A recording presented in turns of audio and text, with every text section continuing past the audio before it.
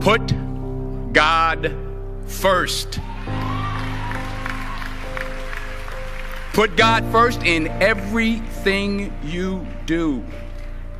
Everything that you think you see in me, everything that I've accomplished, everything that you think I have, and I have a few things, everything that I have is by the grace of God. Understand that. It's a gift. 40 years ago, March 27th, 1975, it was 40 years ago, just this past March, I was flunking out of college. I had a 1.7 grade point average. I hope none of you can relate. I had a 1.7 grade point average. I was sitting in my mother's beauty shop. They still call it beauty shops now? What they call it now? Yeah, I was sitting in the beauty parlor. I was sitting in my mother's beauty parlor, and I'm looking in the mirror, and I see behind me this woman under the dryer. And every time she looked up, every time I looked up, she was looking at me, just looking me in the eye. And I didn't know who she was, and I said, she said, somebody give me a pen, give me a pencil. I have a prophecy. March 27, 1975, she said, boy, you are gonna travel the world and speak to millions of people. Now mind you, I flunked out of college. I'm thinking about joining the army. I didn't know what I was gonna do, and she's telling me I'm gonna travel the world and speak to millions of people. Well, I have traveled the world, and I have spoke to millions of people. But that's not the most important thing, the success that I had. The most important thing is that what she taught me and what she told me that day has stayed with me since. I've been protected, I've been directed, I've been corrected. I've kept God in my life, and it's kept me humble. I didn't always stick with him, but he always stuck with me. So stick with him in everything you do. If you think you want to do what you think I've done, then do what I've done and stick with God. Number 2, fail big. That's right. Fail big. Today is the beginning of the rest of your life, and it can be very frightening. It's a new world out there. It's a mean world out there, and you only live once. So do what you feel passionate about. Take chances professionally. Don't be afraid to fail. There's an old IQ test, was 9 dots, and you had to draw 5 lines with a pencil within these 9 dots without lifting the pencil. The only way to do it was to go outside the box. So don't be afraid to go outside the box. Don't be afraid to think outside the box. Don't be afraid to fail big, to dream big. But remember, dreams without goals are just dreams, and they ultimately fuel disappointment. So have dreams, but have goals.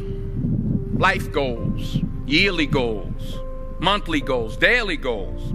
I try to give myself a goal every day. Sometimes it's just to not curse somebody out. Simple goals, but have goals.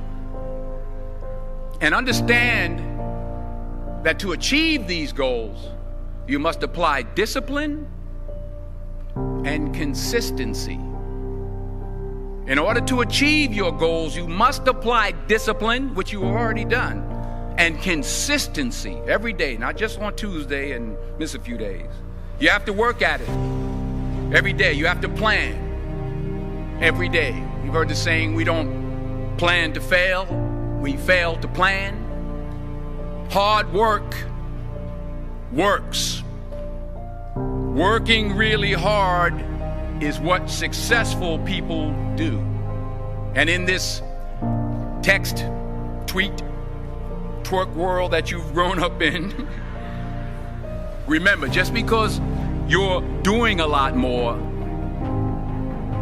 doesn't mean you're getting a lot more done.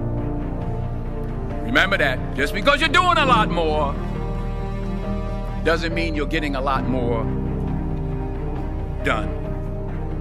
Don't confuse movement with progress. My mother told me, she said, yeah, because you can run in place all the time and never get anywhere. So continue to strive, continue to have goals, continue to progress. Number 3, you'll never see a U-Haul behind a hearse. I'll say it again. You'll never see a U-Haul behind a hearse. I don't care how much money you make, you can't take it with you. The Egyptians tried it. They got robbed. That's all they got. You can't take it with you. And it's not how much you have. It's what you do with what you have. We all have different talents. Some of you will be doctors, some lawyers, some scientists, some educators, some nurses, some teachers. Yeah, okay. Some preachers. The most selfish thing you can do in this world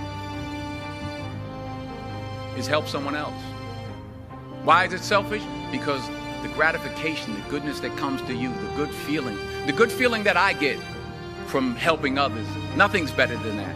Well, one or two things, but nothing's better than that. Not jewelry, not big house I have, not the cars, but it's the joy. That's where the joy is, in helping others. That's where the success is, in helping others. Finally, I pray that you put your slippers way under the bed tonight, so that when you wake up in the morning, you have to get on your knees to reach them. And while you're down there, say thank you for grace. Thank you for mercy. Thank you for understanding. Thank you for wisdom. Thank you for parents. Thank you for love. Thank you for kindness. Thank you for humility. Thank you for peace. Thank you for prosperity. Say thank you in advance for what's already yours. It's how I live my life. That's why I am, one of the reasons why I am today. Say thank you in advance for what is already yours. True desire in the heart for anything good is God's proof to you, sent beforehand to indicate that it's yours already. I'll say it again.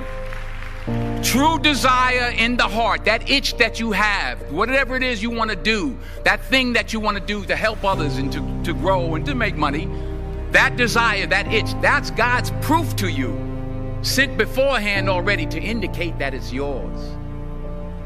And anything you want good, you can have. So claim it. Work hard to get it. When you get it, reach back. Pull someone else up. Each one, teach one. Don't just aspire to make a living. Aspire to make a difference.